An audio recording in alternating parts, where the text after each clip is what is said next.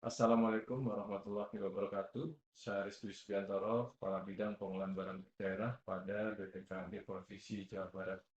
Terkait dengan portofolio dinamis, khususnya bagaimana melaksanakan keunggulan daerah yang berbasis budaya lokal, ini pernah kami lakukan ketika saya ditugaskan di bidang destinasi pariwisata, Dinas Pariwisata dan Kebudayaan. Setiap desa wisata memiliki keunggulan berbeda-beda, sehingga kami yang ditugaskan menjelaskan kepada masyarakat bagaimana menggali potensi budaya.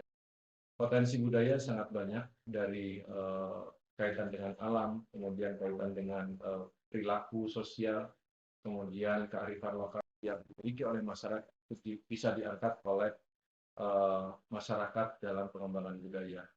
Selanjutnya, hal tersebut kita aplikasikan melalui kegiatan-kegiatan pendampingan kepada masyarakat, kemudian dilakukan dengan diskusi dengan kelompok-kelompok dan tokoh-tokoh kunci di masyarakat itu.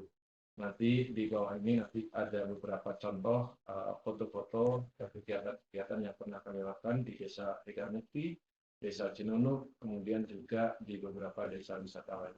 Selanjutnya, ketika beberapa layanan yang ada di bidang pengelolaan barang milik daerah, tentunya kami yang ditugaskan di pengelolaan BMD harus mendiagnosa organisasi, bagaimana proses layanan, kemudian bagaimana lama layanan, kemudian bagaimana kepuasan dari pengguna layanan. Ketika ada beberapa kendala terkait dengan layanan, umpamanya ada yang disampaikan adalah waktu layanan, kita coba mengidentifikasi mana-mana saja atau hal-hal apa saja yang menghambat terhadap layanan. Kemudian kita diskusi dengan rekan-rekan yang ada di tim, kemudian kita rumuskan bagaimana memotong proses-proses yang bisa layanan menjadi cepat, kemudian mudah, dan lokasi yang dekat.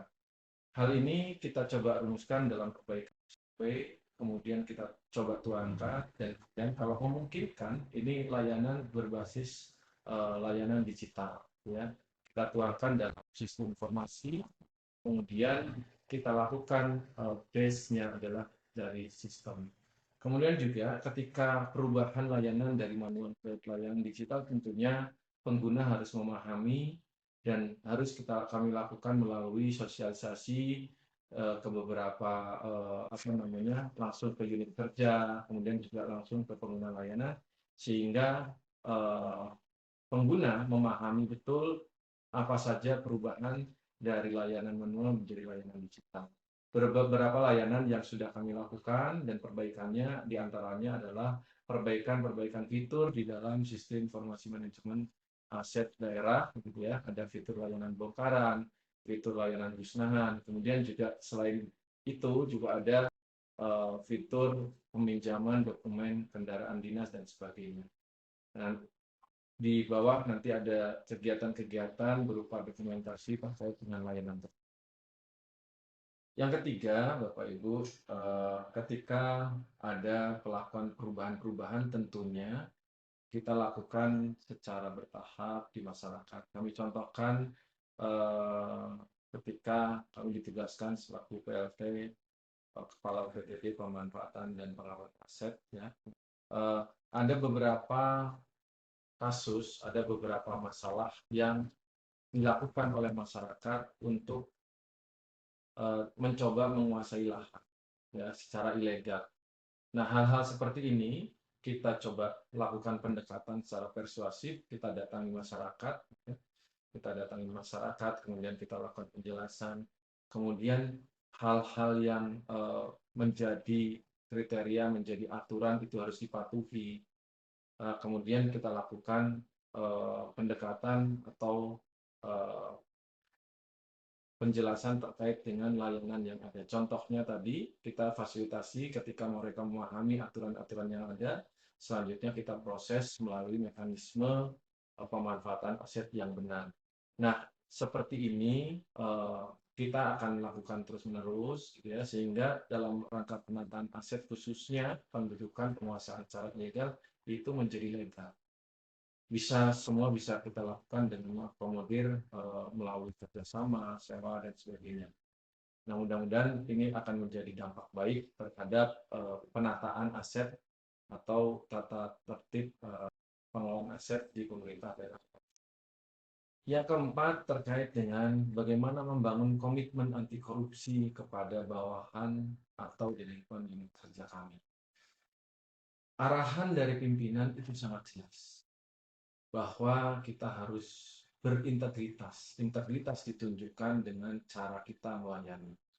Cara melayani harus ditunjukkan dengan contoh dari pimpinannya.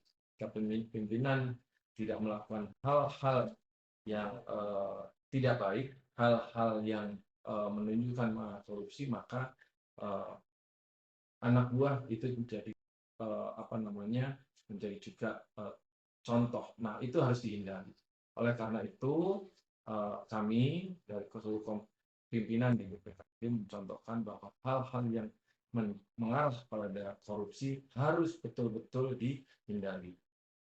Yang pertama adalah kita lakukan dengan arahan, diskusi, kemudian mencoba melihat masalah yang sering timbul adalah korupsi dilakukan ketika ada layanan.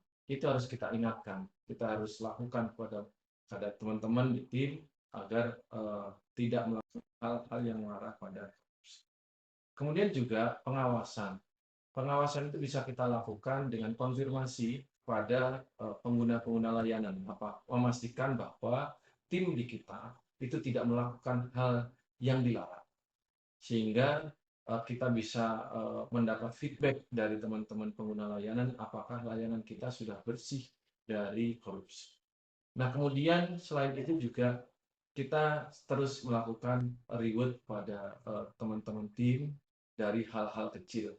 Jadi sehingga mereka merasa dihargai dari kinerjanya, sehingga terus menjaga semangat dalam kerja dengan menjaga komitmen, menjaga integritas, kemudian juga terus memberi layanan dengan itu. Kira-kira portofolio dinamis yang kami sampaikan sebagai prasyarat dalam uji administrator yang dilakukan oleh Kementerian Dalam Negeri.